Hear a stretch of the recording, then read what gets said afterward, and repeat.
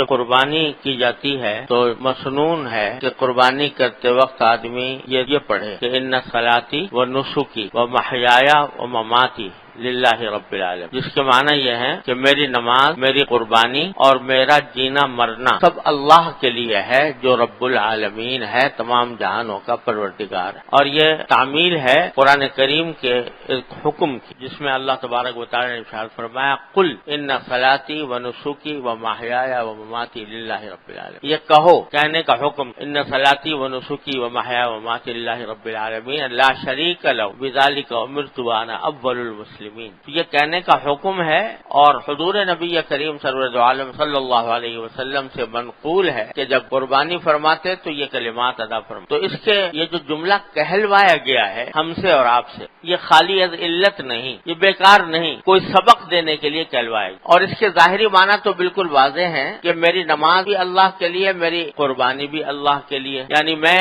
یہ عبادتیں خالص اللہ تبارک و تعالی کی رضا جوئی کے لیے کر رہا ہوں، کوئی اور دنیاوی مقصد نہیں ہے، ریاکاری مقصود نہیں، نام و نمود مقصود نہیں، اللہ ہی کے لیے کر رہا ہوں۔ تو یہ تو تقریباً ہر مسلمان جانتا ہے کہ بھئی عبادت وہی اللہ تعالیٰ کے ہاں قابل قبول ہوتی ہے جو اللہ کے لیے کی جائے، اللہ تعالیٰ کی خوشنودی کے لیے۔ دکھاوے کے لیے کرے گا آدمی تو اس کے اللہ تعالیٰ کے ہاں ایک حبہ برابر بھی کوئی قیمت نہیں، بلکہ الٹا نقصان۔ ریاکاری بہت بڑا سخت گناہ ہے، تو ایسی چیزیں ریاکاری کے جو اچھے خاصے عمل کو بھی نہ صرف اکارت کر دیتی ہے بلکہ گناہ بنا دیتی ہے۔ اور ایک حدیث میں تو یہاں تک منقول ہے کہ یہ ریاکاری ایک طرح کا شرک ہے، من صلی یرائی فقد اشرک باللہ، جو ریاکاری کے لیے نماز پڑھے اس نے اللہ کے ساتھ شریک ٹھہرا دیا مخلوق کو، کرنا تو کام اللہ کے لیے، مخلوق کے لیے کر۔ ومن صام یرائی فقد اشرک باللہ، جو ریاکاری کے لیے روزہ رکھے وہ اس نے اللہ تعالیٰ کے ساتھ کسی کو شریک کر دیا۔ تو یہ بات تو ہر مسلمان جانتا ہے، اللہ تعالیٰ اس پر عمل کی بھی توفیق عطا فرمائے، ریاکاری سے بچائے، اخلاص پیدا فرما دے۔ لیکن آگے اللہ تعالیٰ نے دو لفظ اور بڑھا دیے عبادتوں کے ساتھ، نماز ریاکاری کے لیے نہ ہو، اللہ کے لیے ہو، سمجھ میں آ گیا، قربانی اللہ کے لیے ہو، ریاکاری کے لیے نہ ہو، سمجھ میں آ گیا۔ لیکن آگے فرمایا وہ محیایا و مماتی، میرا جینا بھی اور میرا مرنا بھی اللہ کے لیے ہے جو رب العالمین ہے۔ یہ کیا کہہ دیا کہ جینا اور مرنا اللہ کے لیے، عبادت اللہ کے لیے ہے ٹھیک، قربانی اللہ کے لیے ہے ٹھیک، نماز روزہ اللہ کے لیے ہے ٹھیک، جینا اللہ کے لیے کیسے ہوتا ہے اور مرنا اللہ کے لیے کیسے ہوتا ہے؟ یہی سبق دینا مقصود ہے در حقیقت کہ ایک مومن کی پوری زندگی حقیقت میں وہ اللہ کے لیے ہونی چاہیے، اور اللہ کے لیے زندگی ہونے کے دو مطلب ہیں۔ ایک مطلب تو یہ ہے کہ بات صرف اس یہاں ختم نہیں ہوتی کہ تم نے جانور کے گلے پر چھری پھیر دی اور قربانی ہو گئی،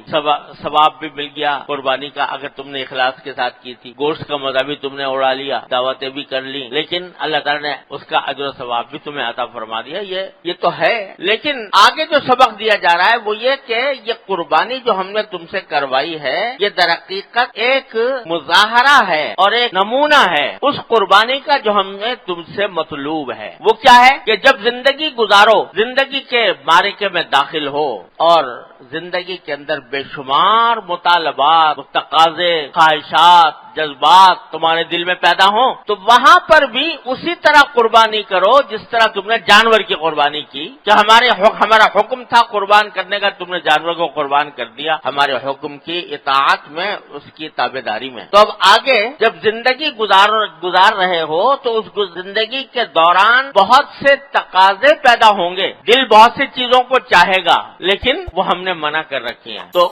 اس موقع پر اپنی ان خواہشات کو کچل کر ان کے گلے پہ چھری پھیرو اور ان کی قربانی کرو، اس لیے کہ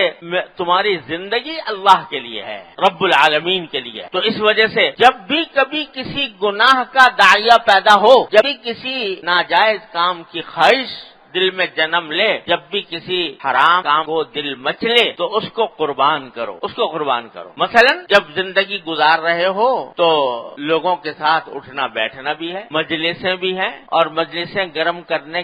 کا ایک لازمی حصہ تقریباً یہ ہے کہ اس میں کسی کی غیبت ہو جائے، اور جب غیبت کرنے کو دل چاہے گا تو دل مچلے گا کہ فلاں کا ذکر آ گیا، لاؤ یہ بات کہہ دوں، مزہ آ جائے گا، مجلس گرم ہو جائے گی، لوگ اس جملہ بازی پر، اس فکرہ بازی پر واہ واہ کریں گے، یہ دل میں چل رہا ہے۔ اس وقت تمہیں یاد آئے کہ میرے اللہ نے یہ فرمایا تھا کہ غیبت کرنا ایسا ہے جیسے کہ مردہ بھائی کا گوشت کھانا، اور اس وقت تمہیں یاد آئے کہ محمد رسول اللہ صلی اللہ علیہ وسلم کا یہ ارشاد مروی ہے کہ غیبت زنا سے بھی بدتر گناہ ہے، اور اس خیال کے آنے سے تمہارے دل جو مچل رہا تھا غیبت کرنے کو، کسی دوسرے کا برائی سے ذکر کرنے کو جو دل چاہ رہا تھا، تم اللہ کے آگے اس کو، اللہ کے سامنے اس کو قربان کر دو۔ یہ ہے قربانی جو مطلوب ہے، یہ ہے میری زندگی اللہ کی۔